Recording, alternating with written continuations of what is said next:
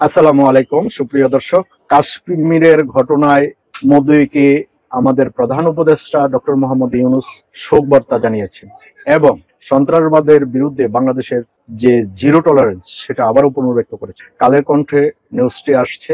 কাশ্মীরে পর্যটকদের উপরে সন্ত্রাসী হামলার ঘটনায় শোক প্রকাশ করেছেন বাংলাদেশের প্রধান উপদেষ্টা অধ্যাপক ডক্টর মোহাম্মদ ইউনূস। তিনি ভারতের প্রধানমন্ত্রী নরেন্দ্র মোদীকে এক শোক বার্তায় শোক প্রকাশ করেন। আজ বুধবার এই বার্তার তথ্য জানিয়েছেন প্রধান উপদেষ্টার প্রেস সচিব শফিকুল আলম। এক ফেসবুক পোস্টে এই তথ্য জানান তিনি। এক্স বার্তায় নরেন্দ্র মোদীকে ডক্টর ইউনূস বলেন, কাশ্মীরের পহেলগামে সংগঠিত সন্ত্রাসী হামলার ফলে প্রাণহানির জন্য আমার গভীর সমবেদনা গ্রহণ করুন।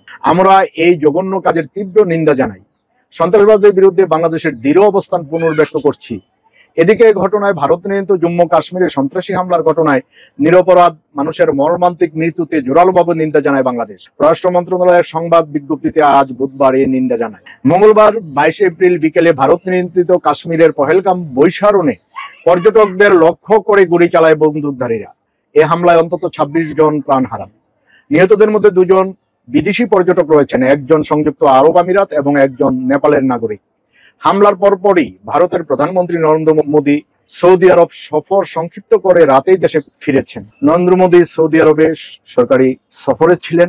এই ঘটনার পরিপ্রেক্ষিতে উনি সফর সংক্ষিপ্ত করে মাঝপথে দেশে চলে আসেন। পরিস্থিতি নিয়ন্ত্রণে কাশ্মীরের শ্রীনগর পৌঁছান ভারতের স্বরাষ্ট্রমন্ত্রী অমিত শাহ। তিনি সেখানে স্থানীয় প্রশাসন ও নিরাপত্তা বাহিনীর শীর্ষ কর্মকর্তাদের সঙ্গে বৈঠক করেন। আসলে সন্ত্রাস কারোরই কাম্য না, যেমন আমাদের না, সারা পৃথিবীতে কোথাও কোনো সন্ত্রাস সংগঠিত হোক, এটা কাম্য না। এটা বাংলাদেশের জনগণ এই সন্ত্রাস হত্যাযজ্ঞের বিরুদ্ধে সেটারই প্রতিফলিত হলো এবং ধীর প্রত্যয় ব্যক্ত করলো আমাদের সরকার জনগণের পক্ষ থেকে। আসলেই খুব মর্মান্তিক ঘটনা, 26 জন প্রাণ হারায় এই ঘটনায়। এর সাথে সাথে আরেকটা জিনিস, পৃথিবী হোক বাসযোগ্য, পৃথিবীটা সকল জায়গায় সন্ত্রাসের বিরুদ্ধে আমরা যেন সবাই সোচ্চার হই, সচেতন হই, এভাবেই চলা উচিত। দর্শক, আজ এই পর্যন্তই। ভালো থাকবেন। আল্লাহ হাফিজ।